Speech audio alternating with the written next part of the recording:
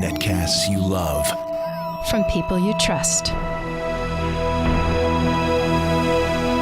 This is Twit.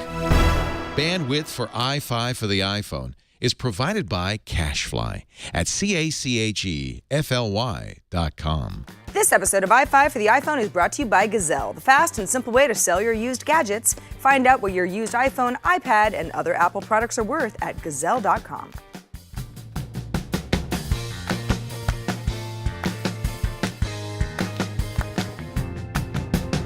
Hello, everybody. This is iFive for the iPhone, episode 107, which doesn't really mean anything, but hopefully you're keeping up. This is the show that covers the latest iPhone news and apps and tips and tricks. I am Sarah Lane, your guide to all things iPhone and iOS and cats and spring rolls.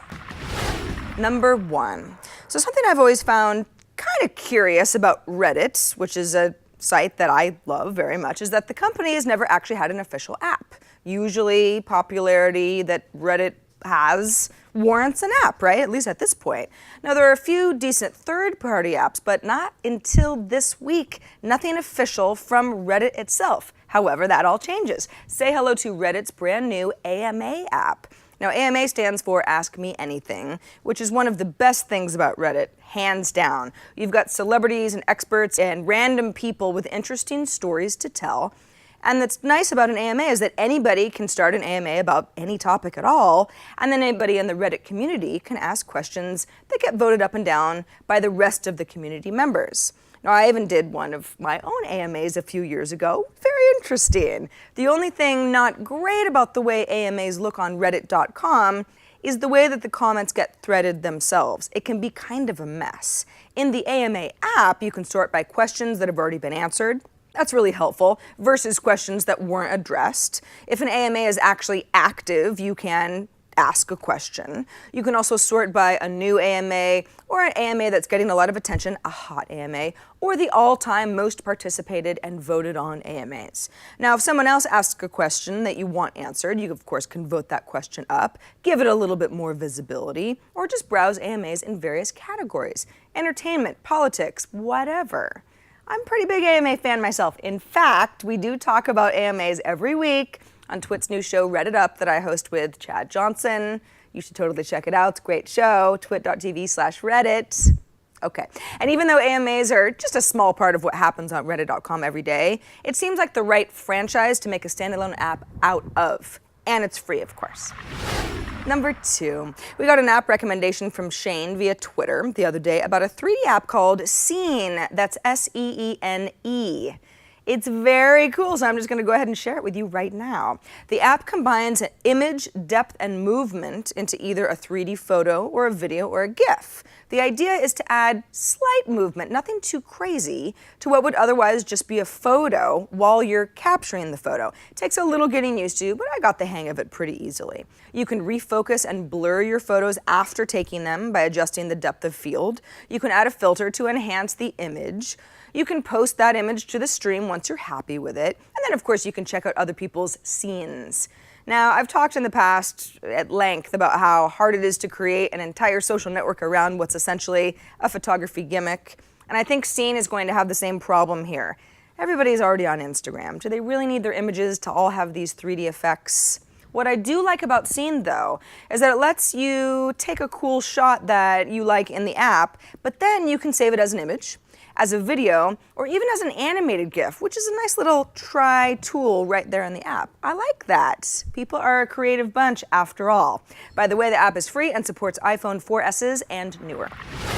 Number three, speaking of new iPhones, remember how we told you that Apple was rumored to be holding an event on September 9th? Well, the company has finally confirmed that.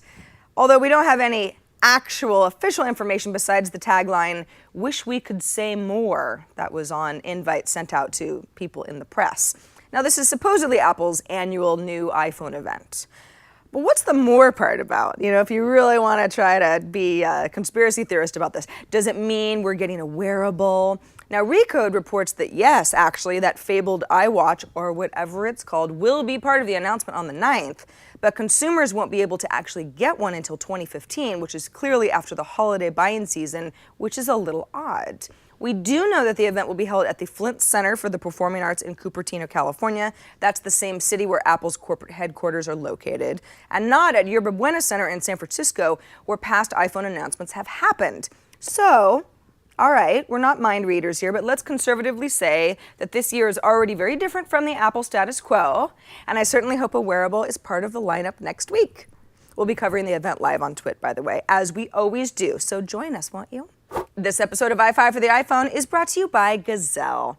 Maybe you're thinking about getting the new iPad. We got an iPhone announcement coming up. iPad can't be far behind. Gazelle wants to buy your used iPhone or iPad or other smartphone for cash. Gazelle makes selling all of those things fast and simple. Just go to gazelle.com. That's Gazelle.com. And tell Gazelle the condition of the item that you're trying to sell to them. They'll even buy broken iPhones and iPads. You'll get paid fast by check, by PayPal, or for an extra 5% with an Amazon gift card. And you can go to Gazelle.com right now and get that offer for your iPhone or iPad and lock in the price for 30 days. That's helpful because your gadgets lose value the longer you wait.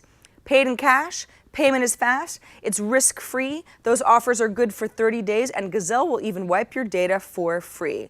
Wiping data is very important in this day and age. Gazelle has paid nearly $170 million to over 1 million customers. Free shipping, fast process, gotta love it. So what's that iPhone worth? Take a minute and go to Gazelle.com to find out. And thanks to Gazelle for sponsoring this episode of iFive. Number 4, we got a duh tip from Brad in Melbourne, Australia, who wants us to shop a little smarter with some help from Siri. Brad writes, while bored at work, I figured out a way to use Siri and the default Reminders app as my shopping list. I've been using this trick for a few weeks and it makes it easy to remember to grab everything you need. Number 1, add a new list to your Reminders app called Shopping List. Number 2, ask Siri to add beer to my shopping list. Okay. Or whatever you're needing to add to the shopping list. Number 3, mark them as done tasks as you put them in your basket at the supermarket.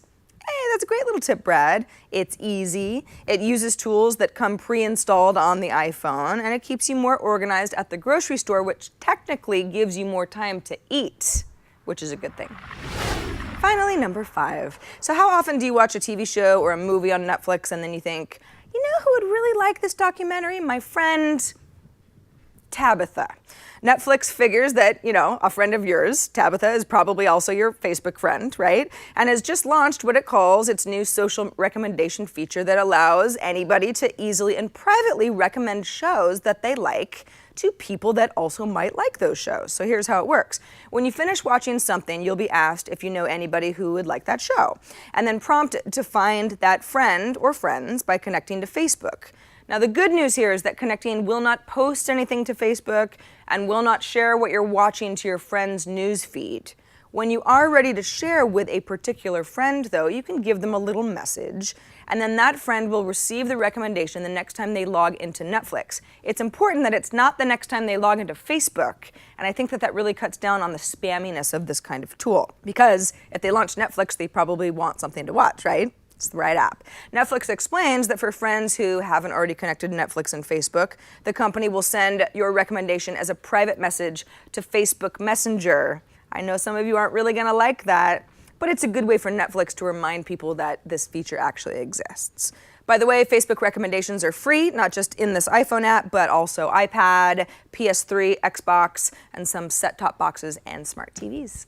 And that is it for this episode of iFive. 107 is in the can. Hope you had a good time. All of the apps and links and other information from this show is at twit.tv/iFive. You can email us at iFive@twit.tv. You can leave us a voicemail at 614 on iFive, or you can even send us a video or tweet at us. I'm Sarah Lane, and we'll see you next week on iFive.